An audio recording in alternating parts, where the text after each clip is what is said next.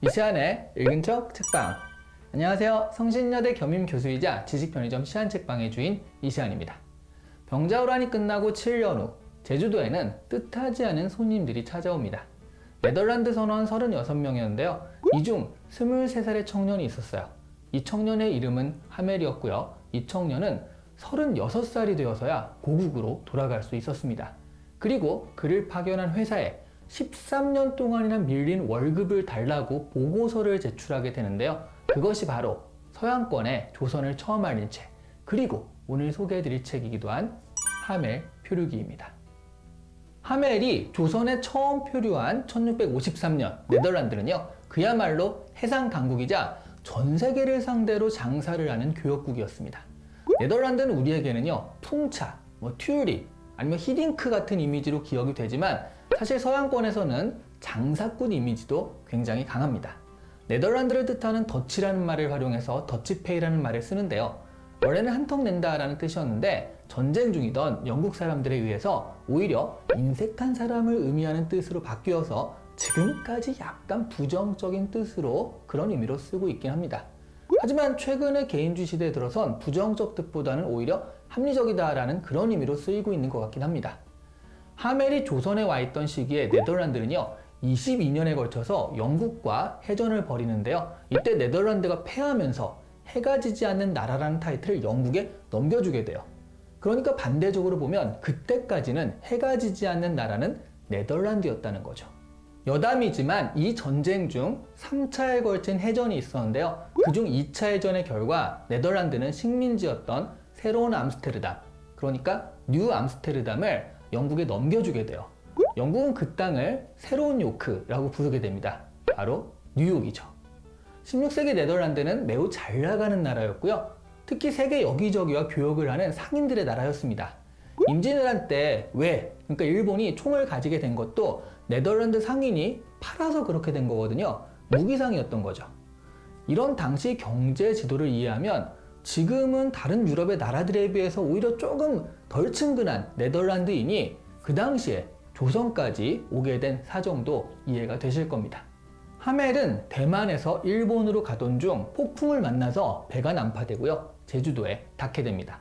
선원 64명 중 36명만이 살아서 제주도에 상륙을 하죠. 그리고 광군에게 체포되는데요. 마침 그 전에 조선에 잡혀서 살던 네덜란드 사람 벨테브레, 그러니까 한국명으로 박연입니다. 이 사람이 있어서 통역이 가능하게 되었어요.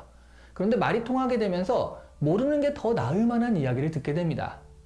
너희가 세라면 이 나라를 벗어나는 게 가능하지만 어떤 외국인도 이 땅에 들어온 이상 이 나라를 벗어날 수 없다. 그런 얘기였습니다. 이런 목소리로 얘기했을까요, 과연? 특히 당시는 효종 때였는데요. 병자호란이 끝나고 얼마 지나지 않아 청에 복수할 생각으로 국벌을 꿈꾸던 그런 때잖아요. 그러니까 이 외국인들에 대한 이야기는 더더욱 기밀로 처리가 되고요. 감추어졌습니다. 이런 조선의 방침을 안 네덜란드인들은 배를 훔쳐 타고 탈출을 시도하지만요. 조선식 배가 익숙치 않은 탓에 다시 체포되고 맙니다. 그리고 곤장을 맞고요. 전원 한양으로 압송이 돼요.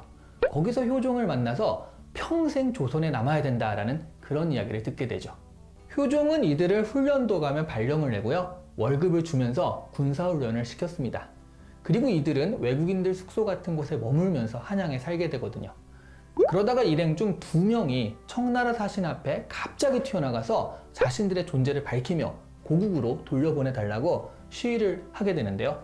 이게 청나라 황제에게 보고가 되면요. 조선은 사실 이들의 존재를 숨긴 거거든요. 그래서 상당히 곤란한 입장에 처하게 되는데요. 이 청나라 사신들이요. 조선에 뇌물을 받고서 입을 다물어 버리게 됩니다. 이 2명은 잡혀가서 결국에는 죽게 되고요. 다른 네덜란드인들은 지방으로 유배를 가게 돼요. 효종이 승하하고 국벌이 중단되자 존재가 애매해진 이들은요. 살짝 천덕꾸러기처럼 되어서요. 점점 노예나 거지처럼 되어버립니다. 그래서 이들은요. 필사의 탈출을 감행하게 되는데요. 구걸에서 모은 돈으로 배를 사거든요. 그리고 하멜을 포함한 8명이 13년 만에 일본으로 탈출을 하게 돼요. 거기서 1년을 기다렸다가 드디어 고국 네덜란드로 돌아가게 됩니다. 그런데 기껏 돌아갔더니요. 이들의 원래 소속사였던 동인도 회사는 조선이란 나라는 들어본 적도 없다 라면서 월급 지불을 거부를 해요. 그래서 조선이란 나라에 대한 보고서를 내는데 그것이 바로 이 책입니다. 이 책이 출간되어 순식간에 베스트셀러가 되자 회사도 어쩔 수 없이 그동안 밀린 월급을 지불했다고 하죠. 예나 지금이나 여론이 참 무섭습니다. 하멜 py르기는요, 전체적으로 무척 건조합니다. 감정 같은 것이 거의 드러나지 않아요. 그 이유는 이 글을 독자를 의식한 책으로 쓴 것이 아니라 자신이 속한 동인도 회사의 보고서로 썼기 때문이거든요. 이런 이유 때문에 이 글은 몇 가지 특징이 있는데요. 우선 첫 번째는요, 자신들의 고생이 매우 과장되어 있어요. 13년 동안 조선은 이들을 계속 부양하거든요. 그런데도 구걸로 연명을 하고 노예처럼 일한다라는 진술이 계속 나옵니다. 회사에 보고를 할 때요, 최대한 불쌍하게 보이고 자신들의 고생을 좀 과장해야지 월급이 나올 가능성이 많아서겠죠. 하멜의 시각이 매우 주관적이라는 것은요, 그들을 관할하는 관찰사나 수령이 그들에게 잘 대해주면요, 매우 선정을 베푸는 착한 사람이다 라는 식으로 쓰고요, 반면 이들을 홀대하거나 일을 많이 시키면 나쁜 사람이다 라는 식으로 쓰거든요. 이 하멜 py르기에서 가장 문제적 구절은요, 역시 조선인들을 묘사하는 구절인데요, 이렇게 써 있거든요. 이 나라 사람들은 훔치고 거짓말하고 속이는 경향이 매우 강하다. 사람들을 믿어서는 안 되며 다른 사람들을 속이는 것이 영웅시되며 불명예로 여겨지지 않는다 라고요. 이쯤 되면 이들이 정치인들만 만난 것이 아닌가 의심될 정도입니다. 이런 진술의 진위가 의심되는 건 바로 이어지는 구절은요, 조금 모순적이라서 그래요. 한편 그들은 성품이 온순하고 남을 잘 믿는다. 그래서 마음만 먹으면 쉽게 그들을 속여서 우리가 원하는 대로 믿게 할 수 있다. 이렇게 써 있거든요. 아마도 조선에서는 보기 힘든 외국인이라는 특수환경에 이런 모순적인 생각을 동시에 들게 한지도 모르겠습니다. 이들을 이용하려는 권력자들이나 주변 사람들이 많았겠죠. 지금 여러분, 오래 안 보이던 연예인들이 갑자기 나와서 그동안 자기가 믿었던 사람한테 사기당해서 굉장히 어려웠다 이런 고백을 하는 장면을 많이 보셨잖아요. 아니 그런 걸 보면요, 연예인 주변에 다 사기꾼밖에 없나? 이런 생각이 들 정도잖아요. 맞습니다. 사기꾼들이 많습니다. 유명한 사람 옆에 사기꾼들이 붙을 확률이 일반적인 사람들보다 많은 게 사실이거든요. 연예인의 인기를 이용하려는 사람들이 계속 그 옆에 붙어 있는 거고요. 하멜이 겪은 일들은 그런 사정과 어느 정도는 유사하다는 생각입니다. 반면 이들을 이용하려는 주변인들이 아닌 이들이 만나는 보통의 조선인들은요, 이 외국인들의 이야기를 신기하게 생각해서 듣고 믿는 사람도 많을 테니까요, 쉽게 믿는 민족이라는 생각을 하게 된 것이 아닌가 생각해 봅니다.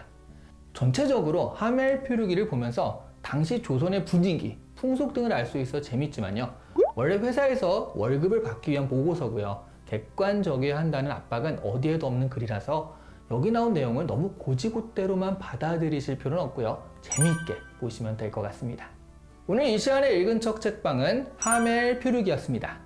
좋아요와 구독은 절대 필요하지 않습니다. 꾹 눌러주시면 안전하게 목적지에 도달할 겁니다. 감사합니다.